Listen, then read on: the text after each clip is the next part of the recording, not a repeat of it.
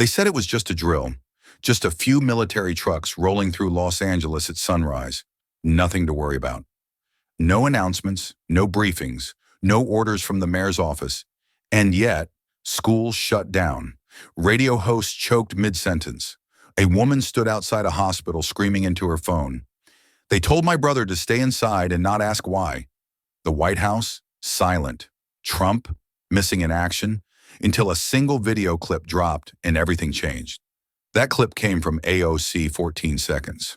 No explosions, just a cold, detached voice saying, "Mother and child retreating, log it under visual panic spike." It wasn't a drill, it wasn't an emergency, it was a measurement. And suddenly America had to ask, what if fear isn't a byproduct, but the product itself? This story is dramatized, fictional in structure, but grounded in something real. Our emotions, our silence, and the questions we're taught not to ask.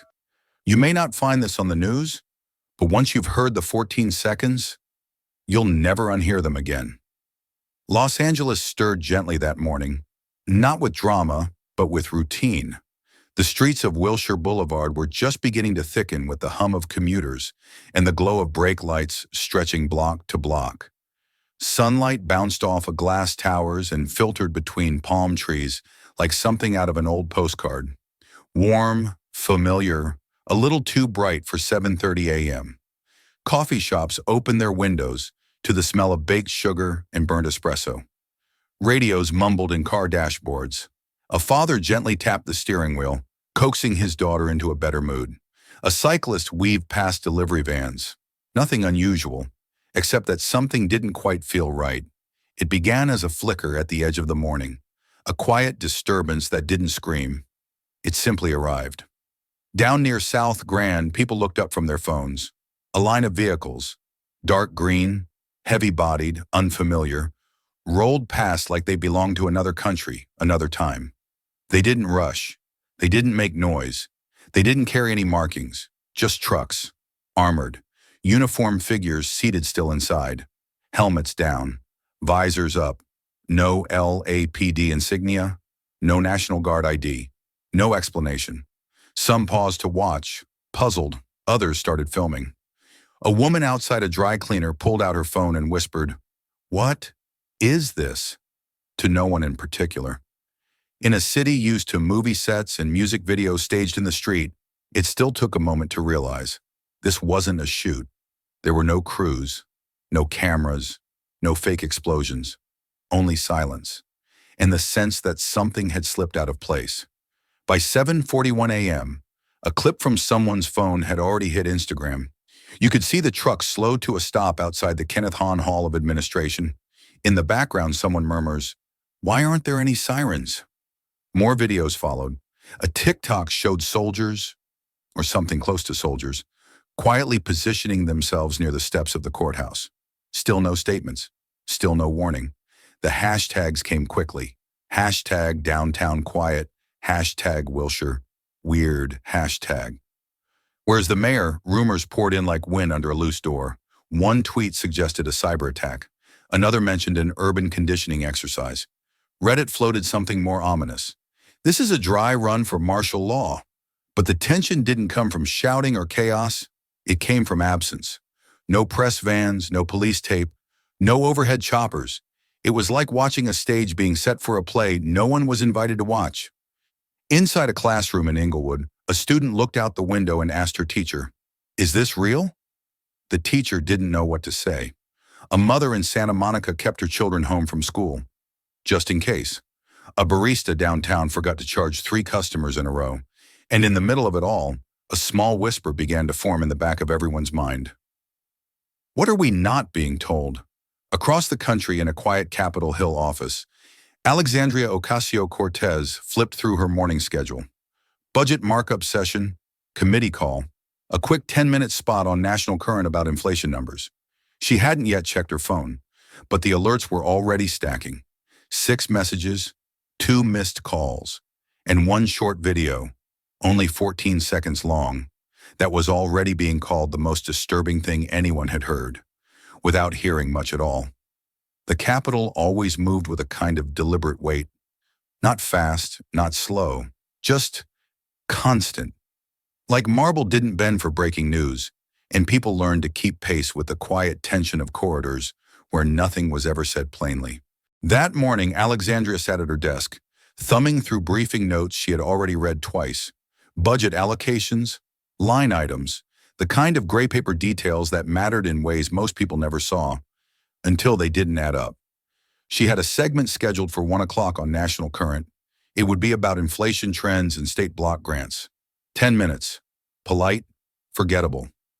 Her staff moved calmly in and out of the office. Coffee mugs in hand, heads bent toward inboxes. From outside the window, the Capitol dome stood still against a washed-out sky, like it had no intention of acknowledging the world outside. Then her phone buzzed. Once, then again, then again. 6 times in the span of 20 seconds. She glanced down, expecting the usual morning spiral, maybe another round of pushback on her Clean Air Amendment, but paused. Every notification carried the same 3 letters, L.A. Before she could open one, Kayla, her chief of staff, appeared in the doorway.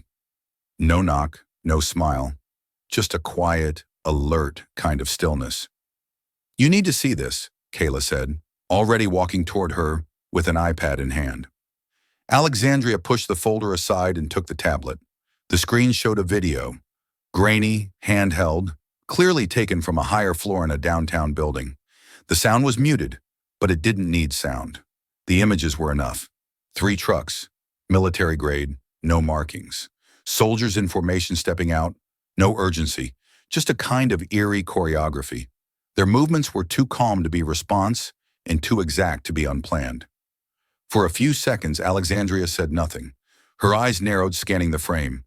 Then she tapped the pause button and set the tablet down gently. "This isn't random," she said quietly, more to herself than anyone in the room. Kayla crossed her arms. "There's more. Homeland circulated a private alert late last night. Something called a high-visibility conditioning drill. It wasn't meant to go public." A breath caught in Alexandria's throat. She had heard of such language before, usually buried in subcommittee language or mentioned in passing during briefings about crowd stabilization. It was always abstract until now. "Who's running it?" she asked. Kayla shook her head. "No one's saying. LAPD claims they weren't informed. The mayor's team isn't picking up." Outside, the hum of morning meetings continued. Phones ringing, staffers laughing in distant hallways. It all felt oddly out of step, like the office was stuck in one rhythm, while the country was shifting into another. Alexandria looked down at the still frame on the iPad again. The soldiers had finished forming a perimeter. Pedestrians stood nearby, confused, half-frozen mid-step. One woman had a hand raised, not in protest, but as if trying to ask a question no one would answer. Her voice, when it came, was low even. "When was the last time a government stayed this quiet during chaos?" Neither of them replied, and somehow in that silence, something old stirred. Not fear exactly, more like memory, the kind that lives deep in your ribs, the kind that recognizes what danger looks like before anyone gives it a name. She reached for her phone, not to post, not yet, but to listen. Whatever this was, it wasn't going to stay local, and it wasn't going to stay quiet. There was something about the moments before a live interview. The quiet choreography of wires being clipped, microphones tested, hair tucked behind ears, that always felt oddly intimate, like watching a room inhale and hold its breath before pretending not to care. In the prep room at National Current's Washington studio, Alexandria sat in front of the vanity mirror, but she wasn't looking at herself. Her gaze drifted beyond the reflection, out the narrow window where the Capitol dome cut the morning light into angles. A producer entered, crisp and professional, offering a flat smile. "We'll be ready for you in 5. Budget segment first, then a follow-up on the floor vote. Keep it tight. They've got 2 senators on deck after." She nodded almost absently. From across the room, Kayla sat flipping through papers, pretending to check logistics. But every so often, she glanced up, watching Alexandria's face, looking for tells. The topic was supposed to be simple. Budget discussions, federal allocations, a quick 10-minute slot, measured, predictable. But nothing felt simple now. Her phone sat face down on the makeup counter, a signal of discipline and restraint and tension. There was more footage coming in.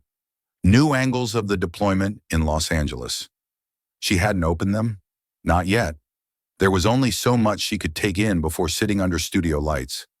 But in the pit of her stomach, she already knew. The silence was spreading. A junior staffer popped in briefly. "You're going to stick to talking points, right? We only have the time they gave us." His voice wasn't pushy, but it wasn't just a question either. Kayla shot him a glance that said, "Not now." Alexandria turned back toward the window. Her arms rested loosely in her lap. On any other day, she would have focused on tightening her opening lines, rehearsing phrasing, threading policy with humanity. The kind of invisible labor that made politics sound effortless. But today, something else was speaking louder. Not through words, but through absence. Through the way every official source seemed to be avoiding eye contact with the public. What bothered her wasn't just the lack of information. It was the coordination of that lack. The symmetry of it. Like everyone had been told quietly to pretend nothing unusual had happened. And they were following through, almost too well. She thought back to the clip. Soldiers lining up, no press, trucks in formation, people frozen mid-walk. That strange calm that doesn't soothe, it numbs. She pressed her fingers gently together and spoke without turning. "This isn't just a silence," she said softly. "It's a design." Kayla looked up. "Say that again?" But Alexandria didn't repeat it. The words had already done what they needed to do. They weren't meant to be policy. They were meant to be a signal, a shift in posture, a knock at the door. "We're ready for you on set," the producer said. She stood, smoothed her jacket, navy blue, simple, and walked to the door without rush. Before exiting, she paused, then turned slightly back toward Kayla. "Whatever happens out there," she said gently, "make sure we save a copy." Kayla nodded once. The hallway to the studio was quiet, cool. Staff members passed without eye contact, focused on earpieces and control boards. Alexandria walked steady, hands at her sides, the kind of calm that didn't come from certainty, but from resolve. Inside the studio, the host waited with a practiced smile and a stack of pre-approved questions. The countdown began. Cameras adjusted. Somewhere in the control room, a red light blinked on. But in her mind, it was still Los Angeles. Still that woman at the courthouse. Still that silent formation of soldiers in a city that had never been asked permission. And something inside her, something bone deep, and whispered, "Don't sit through this one. Stand in it." It came through signal. A message tucked behind layers of encryption. No name, no profile photo. Just a string of numbers and one short line of text. "If you're serious, meet me where the signals don't reach." Alexandria stared at it for a long time, thumb hovering above the screen. Not because she didn't understand what it meant, but because she did. Too well. There's a certain language people use when they have run out of channels, when formal becomes dangerous and whispers are the only safe currency. She showed it to Kayla, who didn't say anything at first, just took the phone, read it twice, and set it down between them like something fragile. There were a dozen reasons to ignore it. It could be a trap, a prank, a troll playing off the momentum of her broadcast. But somewhere beneath the doubt, something felt aligned, as if the message didn't come out of nowhere, but out of exactly this moment. They sent Royce ahead, not to chase answers, but to feel the ground. He came back with one sentence. "It's real. Remote. Quiet enough you'll hear your own breathing." And so they drove. 2 hours out of D.C., the roads began to empty. Buildings thinned into fields. The pavement cracked in places, like the infrastructure had given up trying to matter here. Trees pressed in from the shoulders. It was the kind of landscape people forgot about when they talk policy. Too soft-spoken to make headlines, but steady and old. They found the church tucked behind a weather-worn cemetery, its steeple leaning slightly like it was tired but still upright. No cars in the lot except one silver Mazda parked near a line of trees, the kind of vehicle you wouldn't notice unless you were looking too closely. Alexandria stepped out first. The air had that late autumn stillness. cold but not harsh, a kind of hush that wrapped itself around your ribs. She didn't speak, just adjusted her scarf and walked toward the side entrance, where a man sat on the low brick steps.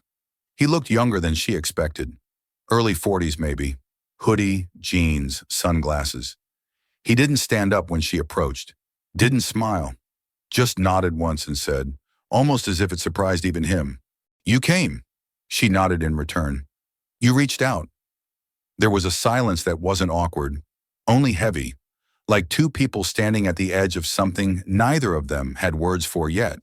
He introduced himself as Luis, though he added quickly, "That's not the name that shows up on paperwork?" She sat on the step beside him, knees just far enough apart to keep the conversation unhurried.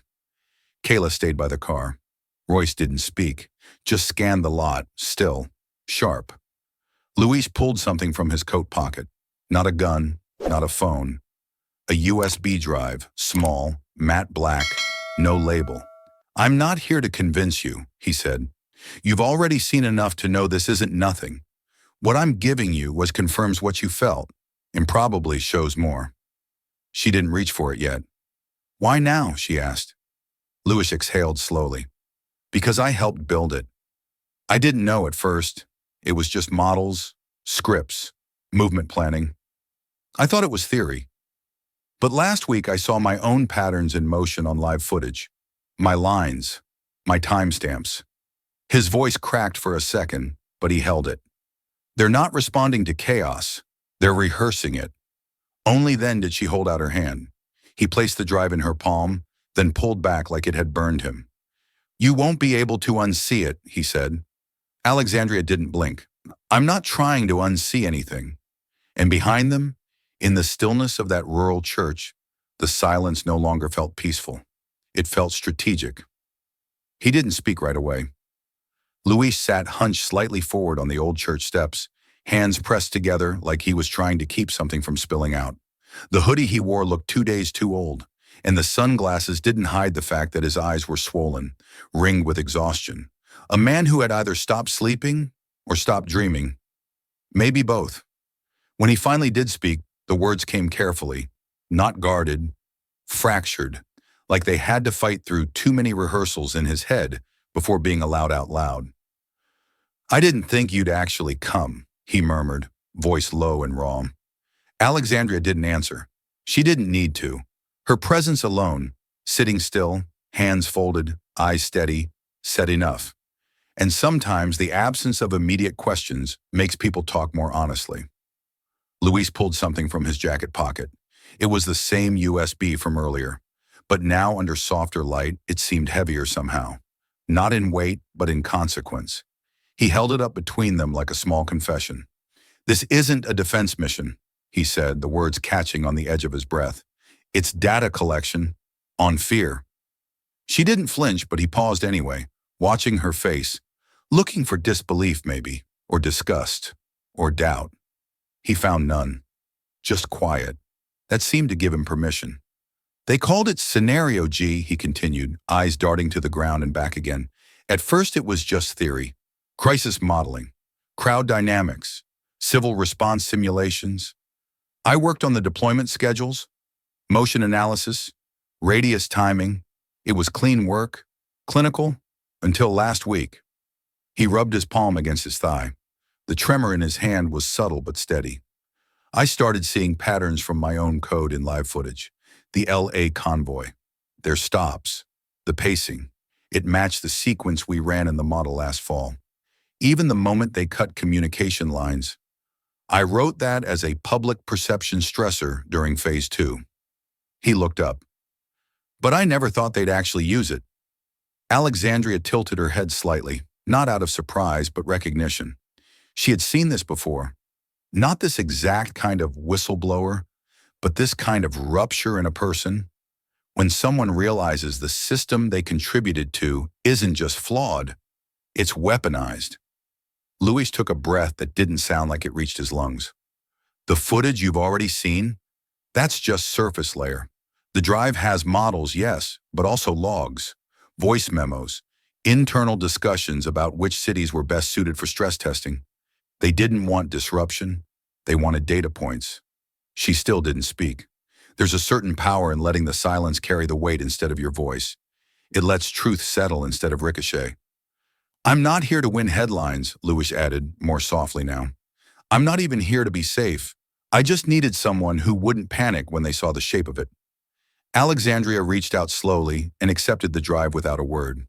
Her fingers closed around it like she was holding something warm, not plastic. A pulse, a warning, a turning point. She stood gently, looked at him, and for the first time spoke. Do they know you're talking to me? Louis shook his head. Not the ones who'd admit it. A gust of wind moved through the trees behind them, lifting dry leaves across the gravel like a whispered breath trying not to be overheard. Alexandria turned back toward the car. Kayla was already opening the door. Royce remained alert but calm, his hands resting at his sides like questions he hadn't asked yet. Louise stayed seated. As she stepped away, he called out quietly, "Whatever you do with it, just don't look away." She didn't turn back, but her reply came, soft as cloth. "I came because I stopped doing that a long time ago." The house was quiet in a way that didn't feel natural. Not serene, controlled. The kind of silence you get in borrowed places, where the furniture doesn't quite belong to anyone, and even the shadows feel like they're waiting to be claimed. They'd chosen a safe house tucked behind a shuttered nursery in rural Maryland. One story, blinds drawn, brick walls dense enough to muffle sound and second-guess echoes. Royce had swept the place twice before allowing them inside. No cameras, no signals bleeding in. Just 3 people, 2 laptops, and 1 flash drive sitting untouched at the center of the kitchen table, like a question no one wanted to ask first. Kayla was the one who broke the pause. She pulled her hair back into a knot, powered on the older laptop they'd brought, one without cloud sync, tracking, or anything that might remember what it saw. Alexandria said nothing as Kayla inserted the drive. She sat with her hands folded, eyes tracing the peeling wood of the table. Calm but not distant, present but measuring. The drive blinked to life. 1 folder appeared. No encryption wall, no bait files, just a single item. Clip visual shock, wake shock 14 seconds. MP4, 14 seconds. That was all. Kayla hesitated for a moment, then double-clicked. The screen lit up, but there was no title card, no context. Just raw black and white footage, the kind taken from a mounted camera, high and wide, like it had been watching without caring if it was seen. The scene opened on a city street, possibly LA cement buildings, a faded mural barely in frame. There were soldiers, already in position. Calm. Still. Then a woman entered the shot, holding a child by the wrist. She wasn't running. She wasn't screaming. But something in her walk said urgency, not panic, but a pull. The kind people feel in their bodies before their minds catch up. The woman turned her head sharply, looked toward the soldiers, and pulled her child back the way they came. A beat passed.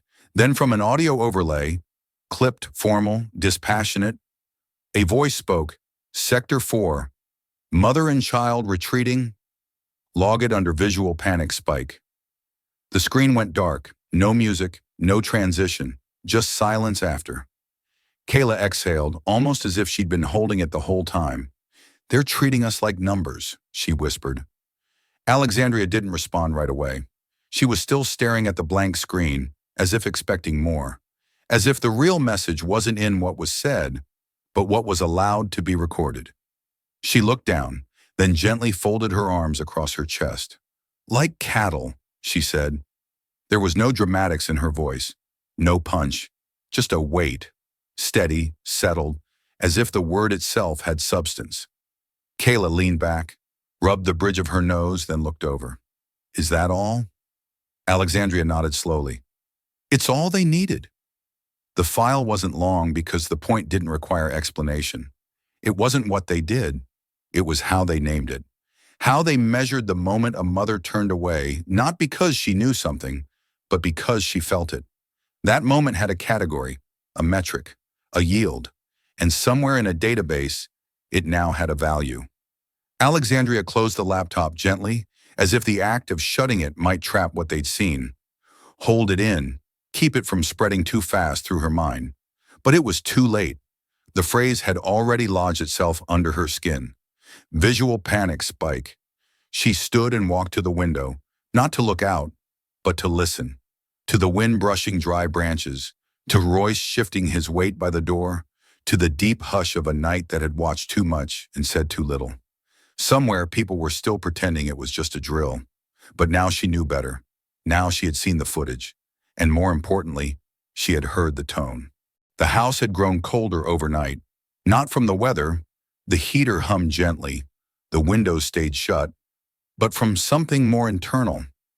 That kind of cold that settles in when the weight of knowing is heavier than what you can yet name. Alexandria sat at the edge of the sofa, legs still, mug untouched in her hands. Across from her, Kayla paced, slow, measured, but with energy she couldn't smooth out. "We can't go public with this," Kayla said, not for the first time. "Not like this. Not now." Alexandria didn't argue. She just listened. The kind of listening that carries more friction than resistance. "I'm not saying it's not real," Kayla continued, voice tight with urgency. "I'm saying it's incomplete. 14 seconds isn't a strategy. It's a spark. You drop this without full backing and they'll eat you alive." She paused, looking directly at her. "You know what this would look like, right? Unhinged. Irresponsible. You'll lose allies overnight." Alexandria nodded slowly, eyes fixed not on Kayla, but on the frayed edge of the rug beneath her feet. The threads had started to unravel. Barely. But in that way, fabric does when no one's paying attention. Quiet, persistent, inevitable. She thought of other threads, other unravelings. A protest in the Bronx years ago. Eviction notices slapped across an entire block like warnings. No one from the press came. No one from the city answered calls. Just mothers and grandfathers and neighbors dragging couches into the street and daring anyone to pretend they didn't exist. She'd been there, before the title, before the mic, holding a sign with smeared marker and a voice half hoarse from chanting names. No one had told her to do that either, but something had pulled at her then too. Not anger, not ego. Just that low, undeniable hum that rises up in your chest when silence starts to feel too loud. She blinked.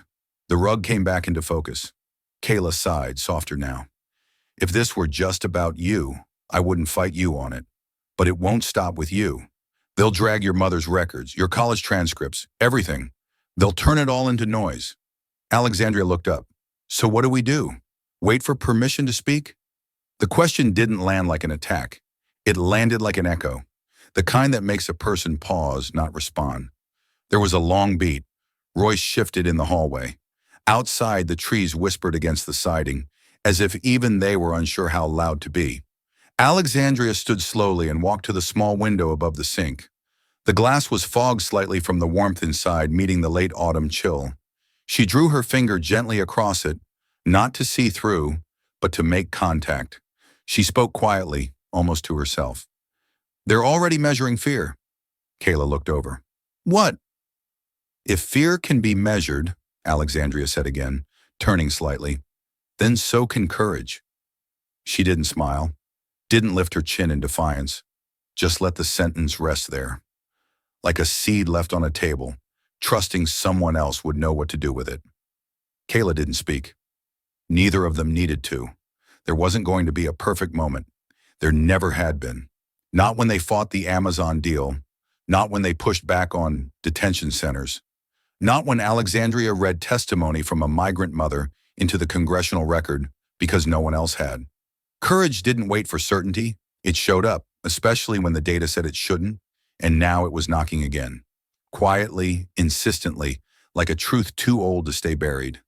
The hardest part wasn't what to say. It was choosing how to say it and to whom. Traditional media had already begun its quiet choreography. Clipped statements from security agencies, anchors using the word unverified like punctuation, headlines soft enough to suggest concern without demanding accountability. And beneath it all, that familiar drumbeat of normalization. A military presence becomes routine. A leaked clip becomes contextually incomplete. Fear becomes a feeling, not a signal. Alexandria knew this dance too well. The edits, the delays, the filtered outrage that vanished after 2 commercial breaks. She closed the folder on her desk. "We're not going to wait for a slot," she said, not looking up. "Not this time." Kayla, seated across from her, hesitated. "You want to do what? Release the clip raw?" Alexandria shook her head. "Number, I'm going to speak." Royce, leaning against the doorway, straightened. "Live?" She nodded. "From my old campaign channel. No graphics, no edits. Just what we saw and what it means." Silence lingered in the room, but it wasn't resistance. It was agreement wrapped in uncertainty. Everyone understood the stakes, just not the shape of the fallout. Yet, the setup was modest. A small folding table by the front window of the safe house, cleared of everything but a laptop and a ceramic cup still half full from that morning. Royce found an old tripod in the trunk of the car, dusted it off, and adjusted the frame until Alexandria's shoulders sat centered in the shot. There were no ring lights, no teleprompters, no studio buzz. She sat in silence, watching the screen glow softly before her, then reached for a stack of papers resting at her side. Most were legislative drafts, discarded versions of an environmental resolution she'd rewritten 5 times before it was gutted in committee. The margins were full of red lines and crossed-out clauses. She turned one over, blank on the back, and began to write. The pen moved slowly at first, then faster. She wasn't scripting, she was gathering, threading memory with observation, stitching the 14 seconds they'd watched into a language someone else might feel in their chest. Because that's what it was about now. Not just policy, but the body, the visceral truth of seeing fear turned into data points. She paused halfway down the page, then wrote a single line in the center, not at the top. If fear is being measured, then silence is being rewarded. When she looked up again, Kayla had stepped into the doorway. "You sure?" Her voice low, not doubtful, just deliberate. Alexandria met her eyes. "Yes." She sat straighter in her chair, smoothed the crumpled paper beneath her hand, and exhaled once. Not to calm herself, but to land, to be here. Royce clicked a single key, and the live stream blinked into existence. No countdown, no music, just a plain shot of a woman behind a table, eyes steady, words waiting. In those first few seconds, nothing happened. No viewer count, no comments, just air. And then slowly it began. A quiet presence joining from a phone. Then another. A desktop feed in Kansas. A teacher's screen in Ohio. The numbers ticked upward, quietly. People tuning in, not because a network told them to, but because the silence had lasted just a little too long. Alexandria looked into the lens, not like a politician behind a podium, but like someone who had run out of permissions to ask. And though she hadn't spoken a word yet, the atmosphere had already changed. Because sometimes the decision to speak at all is what breaks the pattern. The first few seconds passed without a ripple. No fanfare, no jarring intro, just a still frame. A woman at a bare table, her face calm, serious, not rehearsed, just ready. AOC looked directly into the lens. She didn't smile. She didn't soften the edge. Instead, she held the silence for a heartbeat longer than comfort allowed, as if to let people feel how rare this moment was. Then she began. Her voice didn't rise. It didn't need to. It carried something heavier than volume. Clarity. Each word landed with careful purpose, shaped not for applause, but for understanding. "There are moments," she said, "when the government speaks loudly. There are moments when it speaks softly. And then there are moments like this, when it chooses not to speak at all." She didn't mention Trump by name. Not yet. Not because she was avoiding it, but because this wasn't about the person. It was about the system he'd left behind. A machine still running, even when the operator had left the stage. She explained the footage gently, how it came to her, what she saw, and why it disturbed her. She didn't use jargon. She used language people could feel. A mother pulling her child away before her mind could explain why. Soldiers measuring fear like it's a stock ticker. A voice, cold and detached, logging a panic spike like it was weather data. Then she paused. "I'm going to show you something," she said. "It's only 14 seconds long, but sometimes that's all it takes." Kayla, just off camera, hit play. The screen dimmed, then flickered to the footage. Sector 4. The mother, the child, the soldier's voice. Sector 4. Mother and child retreating. Log it under visual panic spike. Silence. The clip ended. No music. No commentary. Just AOC's face returning to the center. She didn't blink. She let the quiet fill the space. Then finally she spoke. "This isn't a conspiracy. This is calibration." She leaned forward just slightly. When a government logs human fear without offering safety, when it studies our reactions instead of addressing our needs, that's not leadership. That's engineering. Her voice grew softer, closer to the register people use around a kitchen table. If you're scared, you're not crazy. If you're angry, you're not alone. A long pause followed. Then she looked down at the notes scribbled on the back of her old bill printouts and said the last thing not on the page. "They're counting on our silence to mean surrender." And with that, she ended the stream. No call to action, no "please share," just a closing frame with no music, her face fading into the stillness. But the world didn't stay still. Within 15 minutes, the chat exploded. Comments poured in from nurses, students, veterans, retirees, some angry, some stunned, some just typing the same phrase again and again. I felt it too. Within an hour, it hit 1 million views. By the end of the third hour, it crossed 3 million. By dawn, it had breached every continent. The hashtag visual shock trended globally by breakfast. TikTokers stitched the clip with their own stories of unease. Teachers played it in homeroom. Journalists scrambled to verify the original. But the public didn't wait for gatekeepers this time. They had seen the same clip with their own eyes. And somehow, those 14 seconds had unlocked a door no one realized had been bolted shut.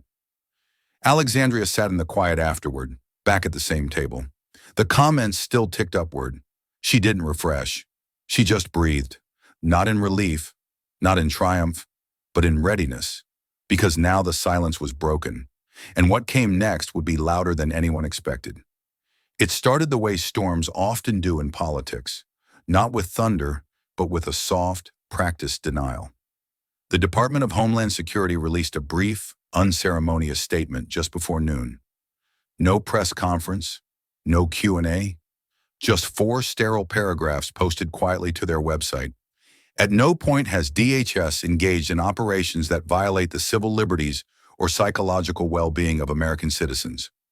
The video in question appears to lack proper authentication.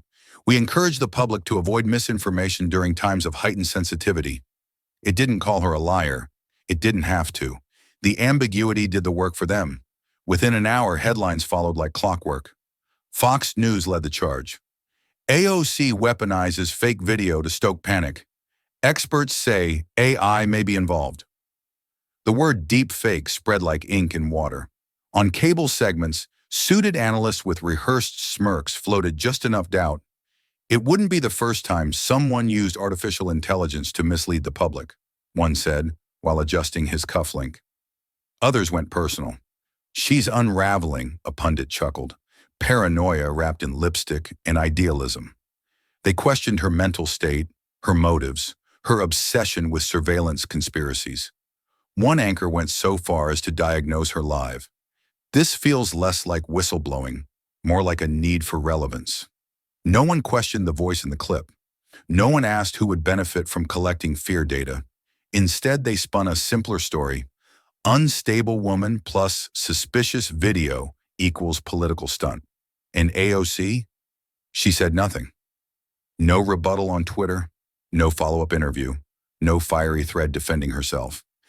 Instead, she wrote, she carried a plain notebook in her bag, one she used for policy ideas, speech fragments, and lines that came to her on long walks. Now it became something else, a quiet record. She filled it slowly, one detail at a time. Date, network, who said what they didn't say. It wasn't spite, it was awareness, a habit formed from experience. Because when you speak a hard truth in a soft voice, the world often responds with noise. But she had no intention of shouting back, not yet. That evening, Kayla read the DHS statement aloud in the safe house kitchen. The fridge hummed behind her. Royce stirred something on the stove. Beans and rice. simple, grounding. Alexandria listened, eyes on the window, watching the last light shift behind the trees. They're trying to paint you as unstable, Kayla said quietly, folding the printout in half. It's getting mean. Alexandria didn't flinch. Instead, she reached into her bag, pulled out her notebook, and drew a small square on a blank page. She labeled it, "Response not required." Memory is. That night, she didn't draft a statement or call an emergency team. She made tea.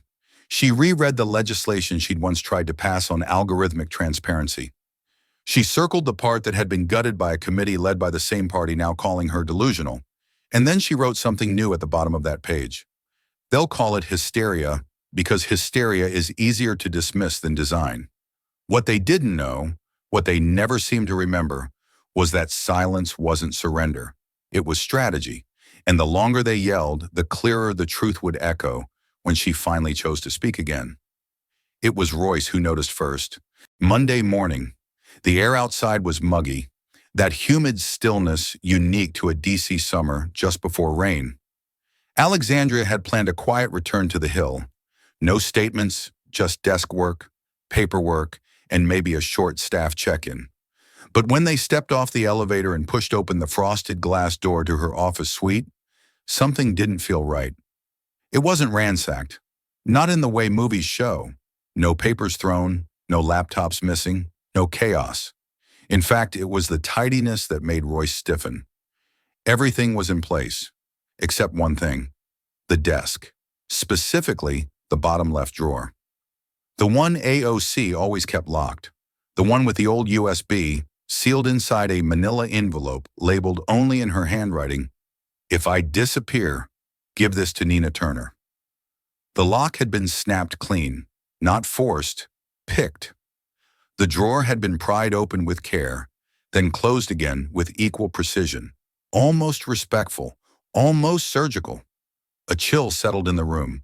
Kayla leaned in slowly, knelt beside the desk, and ran a finger along the metal groove. A thin scratch, too clean to be accidental. She didn't speak for a moment. Then finally, "They didn't want to take anything," she said softly. "They just wanted to know what else you're holding." No alarm had gone off. No sign of a struggle or break-in on the main entrance. Security logs showed no activity overnight. No cameras had caught a thing. "They used a badge," Royce muttered. "Someone let them in." AOC didn't move. She stood by the window, fingers resting gently on the sill, watching the traffic snake its way down Independence Avenue. It was strange, she thought, how quiet violation could feel. No violence, no loudness. Just a silent confirmation that her walls weren't hers anymore. She opened the drawer, slowly this time. The envelope was still there. Untouched, technically, but handled. She could feel it. A slight curl to the corner that hadn't been there before. A faint smudge near the seal. Whoever they were, they'd wanted her to know they'd been there. Not a threat. A whisper. Kayla stepped back and folded her arms. "They're not trying to stop the story," she said.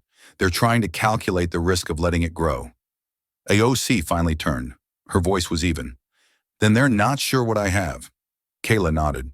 Royce checked the corners of the room again, more out of habit than hope. "We sweep?" he asked. AOC shook her head. "Number, let them keep listening. Let them stay nervous." She closed the drawer without locking it. That afternoon, she canceled her committee appearances. She didn't explain. Instead, she spent the next 4 hours hand-copying the original contents of the USB to 3 separate devices. One went to a trusted journalist who owed her nothing but respected her silence. Another to a lawyer in Vermont. The third she slid into a prepaid envelope and addressed it to an old mentor. Someone who once told her, "If they ever break in, don't hide what they fear. Scatter it." As the sky darkened and the first signs of rain whispered against the glass, she sat at her desk and wrote one sentence in her notebook. They didn't come to erase. They came to confirm. She underlined it twice. That night, AOC slept with the window cracked open, the sounds of distant thunder rolling in slow waves through the city. And somewhere, across the river, someone else didn't sleep at all. It didn't start with marches. It started with moments. A student in Minneapolis paused mid-scroll, staring at the clip again. 14 seconds. A mother shielding her child behind a mailbox. The voice, calm, clinical, logging it as visual panic spike. The student saved the video, then shared it with 5 friends captioned, "Does this feel normal to you?" In Fresno, California, a public school teacher named Elena muted the math lesson halfway through first period. She pulled up YouTube, played the live stream speech in full. Her classroom, normally buzzing, fell silent. Halfway through, one of her students, a quiet kid who never raised his hand, asked, "So, they're watching how scared we get?" Elena didn't answer. She let the clip play again. In Dayton, Ohio, a retired Marine named Marcus sat on the back steps of his garage, staring at the fresh tattoo on his forearm. 2 words in ink, visual shock. The needle still burned beneath the gauze. He hadn't told anyone he was going to do it. He hadn't told anyone he cried during AOC's speech, and he wouldn't tell anyone now. But he rolled up his sleeve whenever someone knocked on his door and asked where he stood.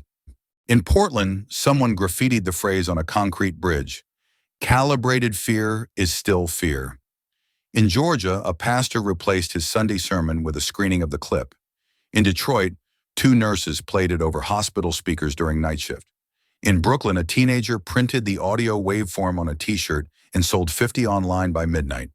There were no hashtags guiding them, no political party banners, no official spokespeople. It didn't look like the movements of old. There were no chants, no podiums, just echoes, quiet, powerful, multiplying. Outside her window in D.C., Alexandria watched the news feed flicker. Protesters in Chicago holding cardboard signs, measured, cataloged, unbroken. A mother in Denver standing alone with her daughter at the steps of a federal building, the girl holding a handwritten note, "I'm not a data point." A live stream from St. Louis, a bus driver pulling over mid-route to speak to passengers. "You all seen that Congresswoman's video?" he asked. "You feel it too, right?" No instructions, just knowing. Kayla burst into her office around noon, flushed and breathless. It's happening, and it's not coordinated. It's everywhere. AOC nodded once slowly. She hadn't posted anything since the original livestream. She didn't need to. Something had been unlocked that didn't require leadership to grow. It moved like memory, and memory didn't wait for permission. That afternoon, she returned to her notebook.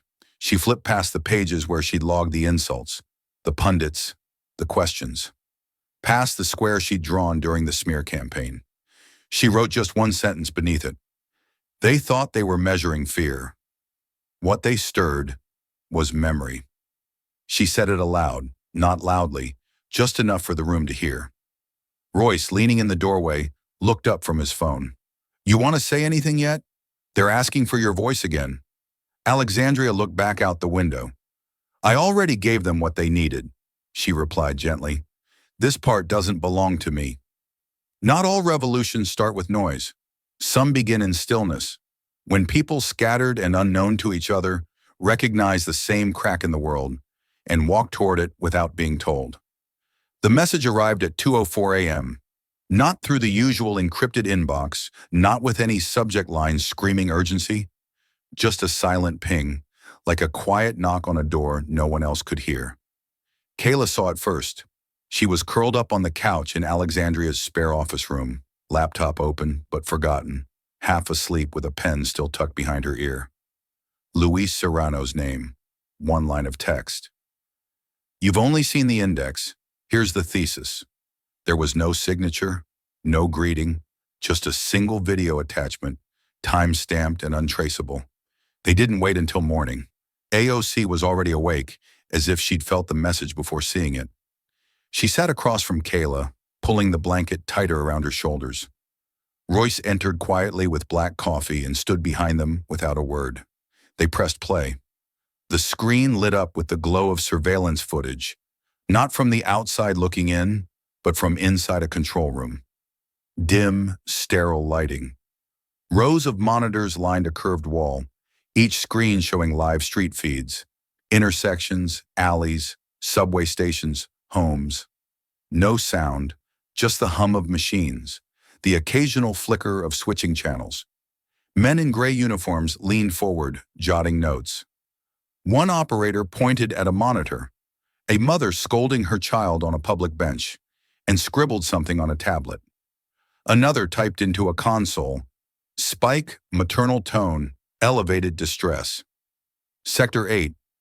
The camera zoomed slightly as if the system itself wanted the viewer to see what it saw. Then a new term flickered across the main screen. Behavioral Surge Index, 2.73. The numbers adjusted in real time. As cars honked, as people shouted, as a man waved his arms in protest at an unseen officer, the index rose. The footage shifted again. A compilation. Faces registering fear, confusion, frustration. Some crying, some screaming, some frozen still. Each reaction was boxed, labeled, scored. Visual panic, moderate, civic dissent, uncoordinated, low threat, protest potential, flag for review. Kayla whispered, they weren't trying to stop the protests. They were studying them. At minute 4, the camera angle widened. The room was larger than it first appeared. Beyond the wall of monitors stood a raised platform. One man at the center, arms crossed, watching silently. His screen was different. It didn't show people. It showed graphs, lines, curves, bar charts glowing in cool blue and alarming red. At the bottom, DSA predictive model, urban response VSHPA 4.2. Another monitor pinged and a label blinked at the top corner. Project Vault, Emotional Calibration Trial, LA Sector Complete. AOC paused the video. No one spoke for a while. She leaned back, exhaling slowly, as if trying to make room in her chest for the weight now pressing there. They built a machine to read us, she said quietly, and now they're adjusting the volume to see what we do next. Kayla nodded. It's not chaos control, it's reaction scoring. Alexandria picked up her notebook, flipped past scribbles and quotes until she found a blank page. She wrote just one word at the top. Thesis. Then below it, 2 more. Not surveillance, simulation. She closed the laptop, stood, and for the first time since the live stream, her voice carried something sharper than fear. Not anger, not yet, but clarity. They're not watching us to stop us, she said. They're watching to predict us. And that means they think they can outpace us. Royce looked at her. Can they? Alexandria met his gaze. Only if we believe we're the ones being followed. They worked quietly, side by side, in a borrowed office tucked behind a bookstore on H Street. No Wi-Fi, no cell reception, just a folding table, 3 laptops, and a stack of printed documents that smelled like old toner and panic. Outside, the world moved on with its usual noise. Delivery trucks, footsteps on wet pavement, a kid humming a pop song under his breath. But inside that room, something else stirred. Something colder. Royce leaned over the table, brows furrowed as he traced the origin of a contractor badge ID that Luis had scribbled down in his initial notes. Kayla cross-referenced names across procurement databases, open-source budget reports, even LinkedIn profiles. Anything that might pierce the fog of acronyms and secrecy. Found it, she said softly, almost like she didn't want the room to hear. Contract ID 28-4029-J. Registered last year, Department of Defense. Classification, Behavioral Analysis, Civilian Sectors. Royce pulled up another screen. His voice dropped. Here too, same ID, but this one's listed under something called NESCOR, National Emotional Stability and Civic Order Research. He paused. That's not even an official agency. Kayla turned toward a thick folder Luis had handed over but never explained. She slipped out the largest sheet, a government white paper, stamped quietly but unmistakably with a DoD watermark. Its title read like a whisper with sharp edges. Forecasting Civilian Emotional Response to Non-Lethal Presence. Replicable Patterns and Intervention Points. There were no bold claims, no dramatic language, just polite detachment dressed in bureaucratic calm. This study aims to validate emotional forecasting protocols within urban environments, utilizing observable behavioral shifts in response to simulated authority. Particular focus on group-level variables such as empathy contagion, compliance decay, and verbal to physical reaction curves. Alexandria entered the room halfway through, holding a paper bag of lentil soup she never got around to eating.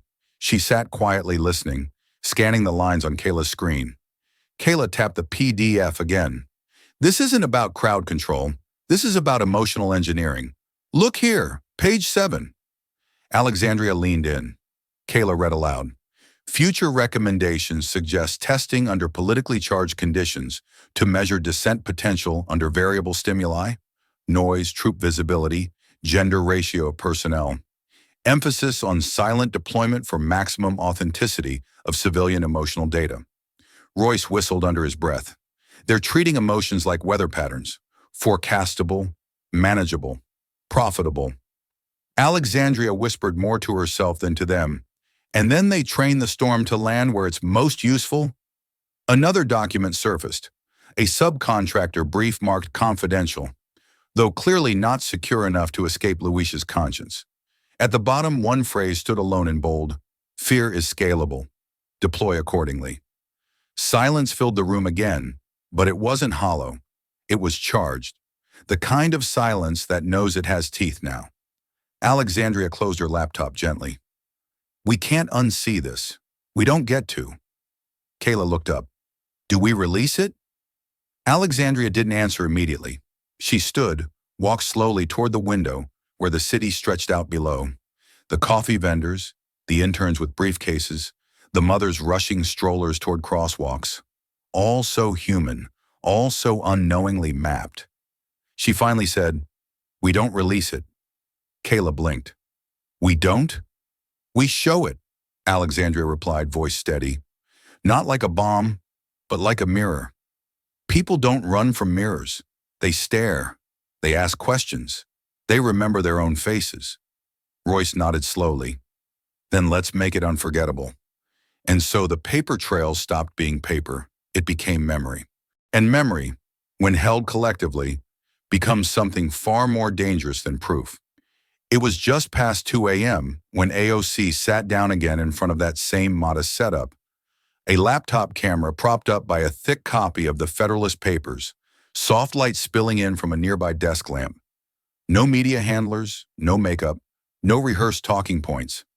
Just her, Kayla behind the lens, and a silence that had grown heavier since the last clip. This time, it wasn't the shock of discovery she carried. It was something deeper. A responsibility. She breathed in slowly, then hit record. You asked me, what's the end game? She began, her voice clear, even but no longer calm. It's not a takeover. It's a calibration. Of what? Of our silence? Of how long we'll hold our breath before asking what that sound was? Of how many mothers can clutch their children in confusion before the government calls it data? She paused, not for effect, but for weight. Behind her, nothing moved. No flag, no symbol, just the quiet hum of a place not quite asleep, but no longer naive. I wish I could tell you this was an isolated error, she continued, holding up the red-marked printout with the behavioral surge index highlighted. But it wasn't. This was a decision. Years in the making, billions in funding. One goal: to test our emotional thresholds, to engineer fear that looks like consent. There were no viral graphics, no dramatic music, just footage briefly overlaid, blurred outlines of men in a surveillance room, lines of code scrolling past screens that tracked the velocity of panic. I'm not asking you to believe me, AOC said, her tone softening like a teacher in a classroom full of wary students. I'm asking you to believe what you felt when you watched the first clip.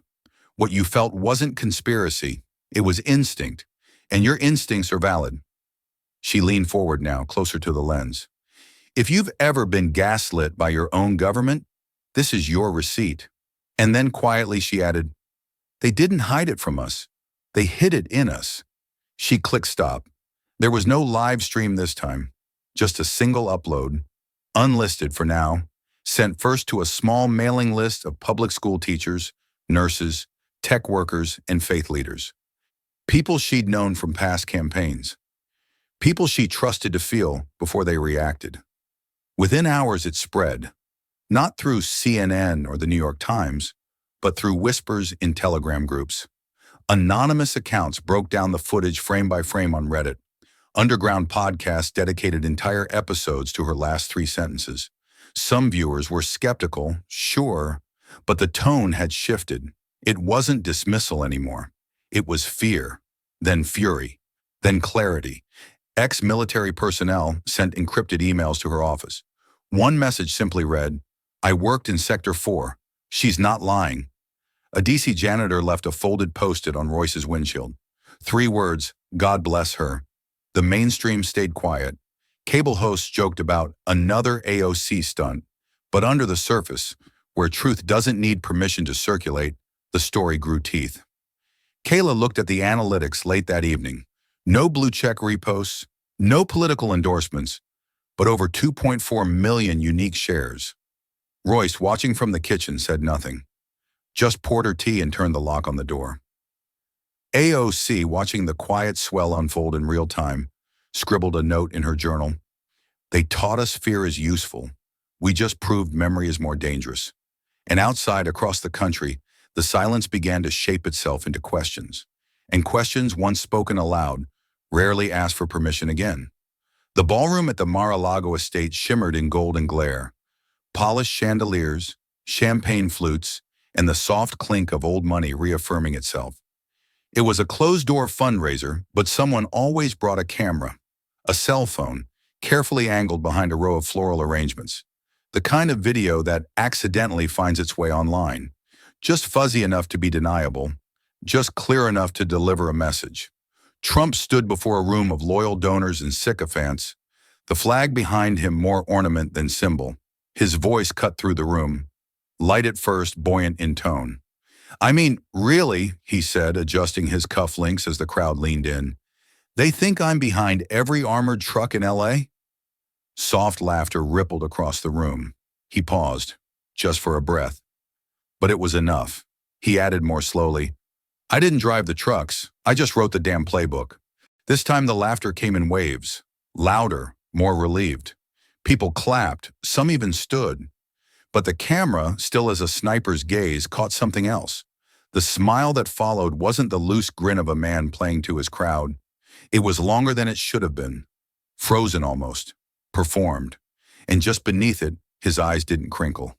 They narrowed, a beat passed. Then he said nothing. Just nodded to the crowd and walked off stage, leaving the microphone to ring with the faint echo of a truth that had come a little too close.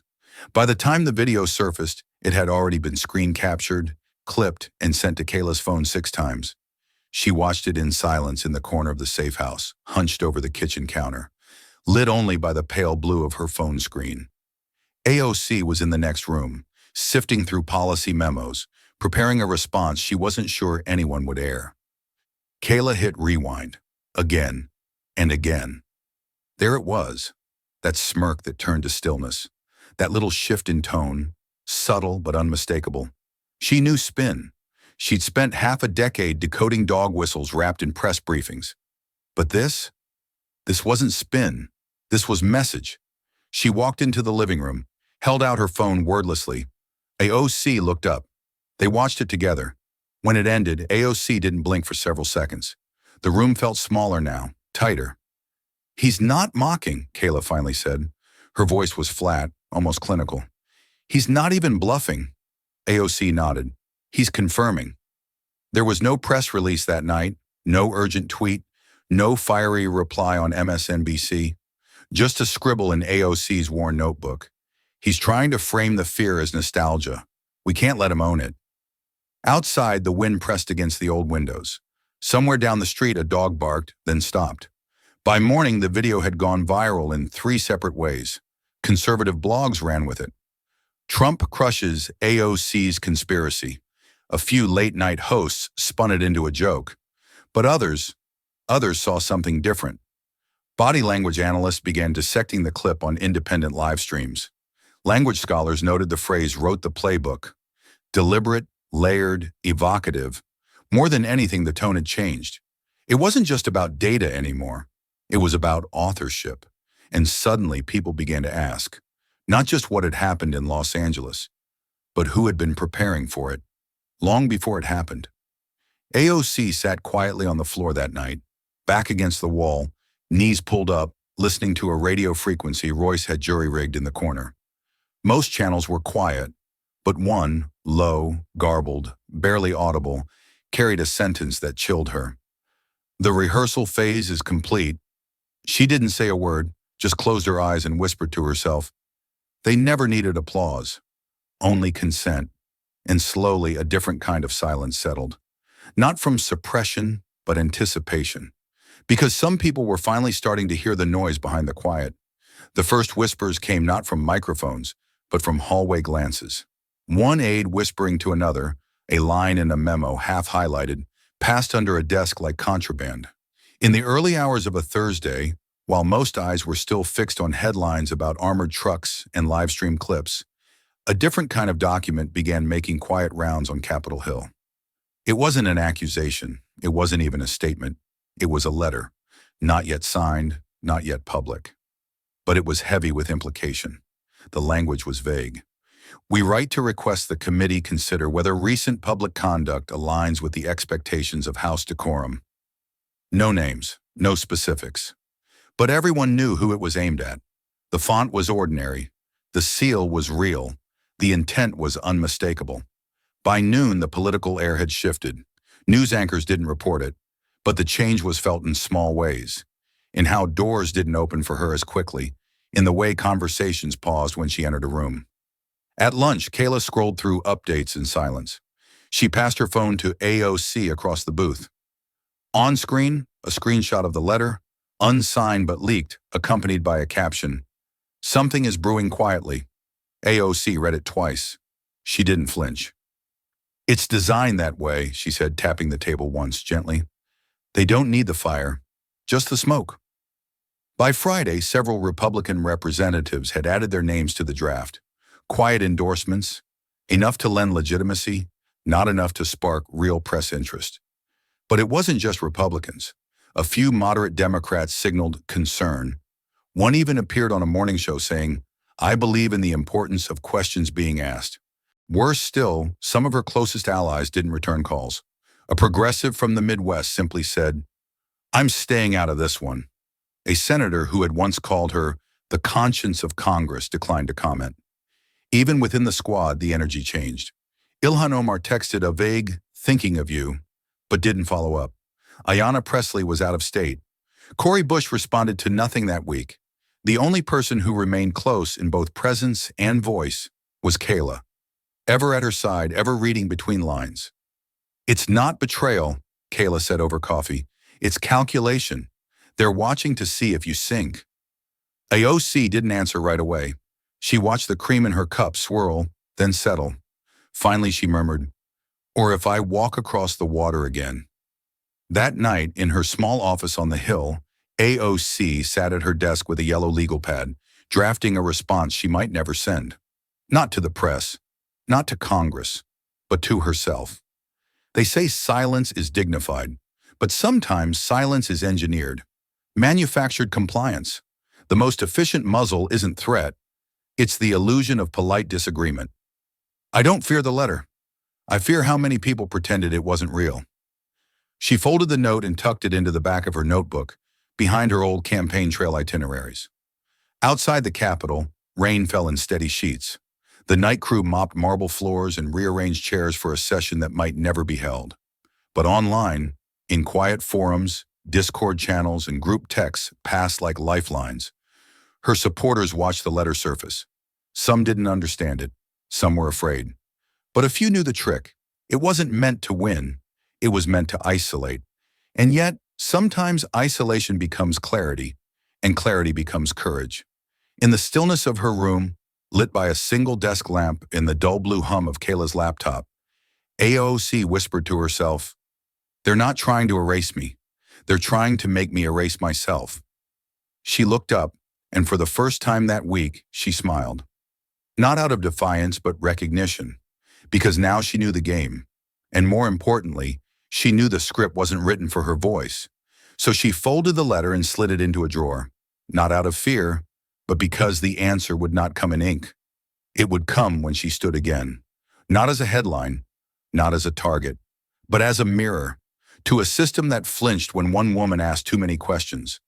The light in the church basement was as dim as she remembered, filtered through a single dusty window, streaked by the shadow of the cross outside.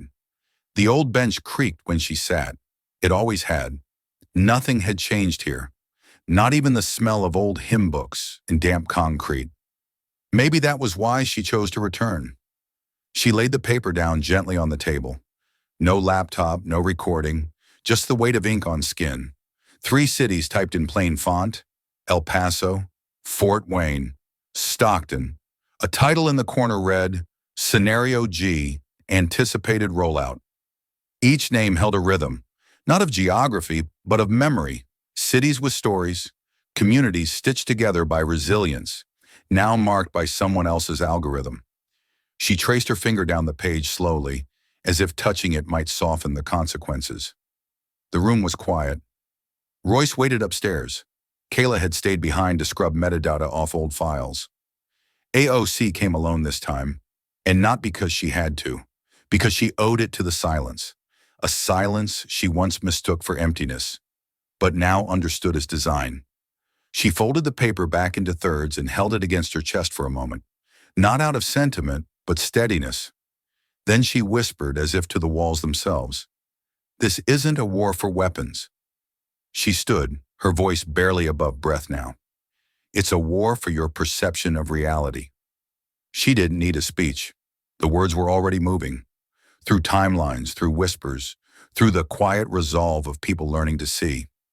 She stepped into the hallway's dim light, back into a world where truth didn't shout. It waited, patiently, for the moment it could no longer be unseen. The car behind them had been there for 16 blocks. Royce didn't say anything at first, just adjusted the rearview mirror slightly, twice.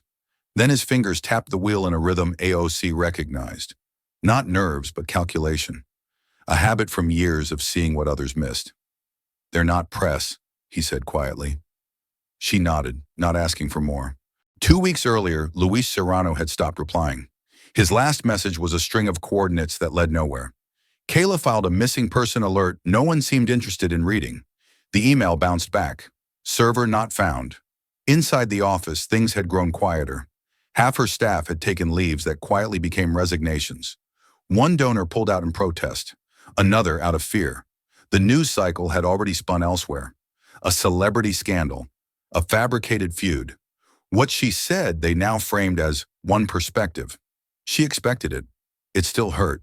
But in church basements and town libraries, her words found oxygen. A mother in Peoria brought her teenage son to a town hall and recited the 14-second quote without a script. A group of retired teachers in Maine mailed her handwritten letters, asking for more details, not less. And one morning, her intern found an envelope tucked under the office door. No return address, just a folded page inside. On it, a note written in unsteady, fading ink. "I used to laugh at people like you. Thought you were all noise. But then your video made me realize we've all been reading from someone else's script." She held the paper for a long time, silent. This wasn't applause. It was something older. Recognition. The chamber was colder than she remembered. Not in temperature, but in tone. The kind of cold that comes when eyes refuse to meet yours. When even old colleagues pretend their phones need checking as you pass. AOC stood alone at the center table, sleeves rolled, a simple binder in front of her. No aides, no lawyer, just the documents, the footage, and the weight of choosing to speak when silence had seemed safer.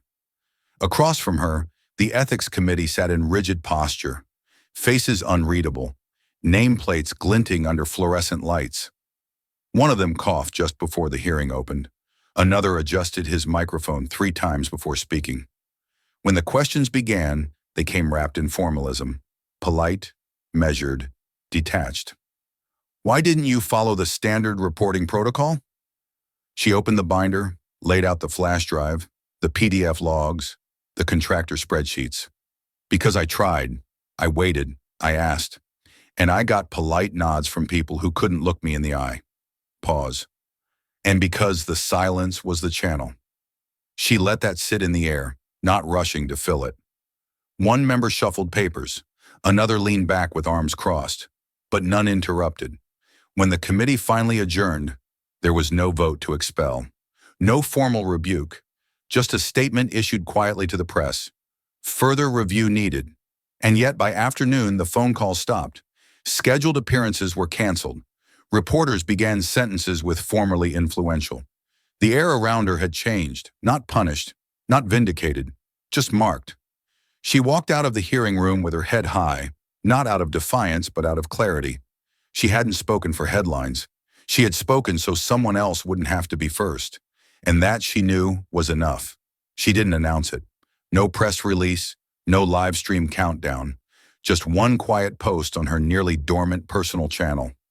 Not through her congressional account, not through a team. Just her. Truth isn't loud. It's what echoes after everything else is gone. No hashtags, no video, just the line. Then she stepped outside without her security detail, for the first time in weeks. A gray scarf tucked into her coat, hair tied back, headphones in, but not playing. She walked the streets of the Bronx like she used to, back when she canvassed corners by name, when every intersection felt like a question waiting for an honest answer. The streets were the same but quieter. Not in volume, but in gaze. People still moved, hustled, haggled, but no one looked twice, and that anonymity felt like peace. She passed a mural where children once painted dreams onto the brick, now faded but still there. She paused briefly, touched a smudge of yellow paint, then kept walking. The bodega on 138th still had the same blinking red sign in the window, but something new was taped inside, above the lotto machine. A printout, slightly crooked, faded by the sun. If fear is data, then courage must be the virus. No one in the store said anything, but she didn't need them to. She saw it, and it was enough. AOC smiled softly. Not triumphant, not broken, just real. The kind of smile that knows the weight of being believed after the camera cuts, after the crowd thins, after the headlines fade. Because some messages don't need to go viral. They just need to stay. This story isn't about rebellion for the sake of noise. It's about courage in the face of calculated silence. AOC didn't fight power with power. She fought distortion with clarity, fear with presence, and manipulation with something far more dangerous. Truth spoken quietly but deliberately. What stands out most isn't the exposure of a system, but the quiet resilience of one voice choosing not to be numbed by it. It reminds us that real change rarely begins with a roar. It begins when someone refuses to pretend not to see. And maybe the bigger question is, if it were you holding that truth, would you risk everything to speak it? If this story touched you, don't let it stop here. Like, share, and subscribe to Alexandria Rising Stories, where every voice matters and every story echoes far beyond the screen. This story is a fictionalized and dramatized narrative created for educational, inspirational, and storytelling purposes. While it may be inspired by real public events, people, or societal issues, it includes imagined dialogue, reconstructed scenes, and character interpretations meant to highlight broader themes of justice, dignity, and resilience. Any resemblance to actual events or individuals beyond public knowledge is purely coincidental. We do not intend to defame, mislead, or harm, but to invite reflection and meaningful conversation. Thank you for watching Alexandria Rising Stories.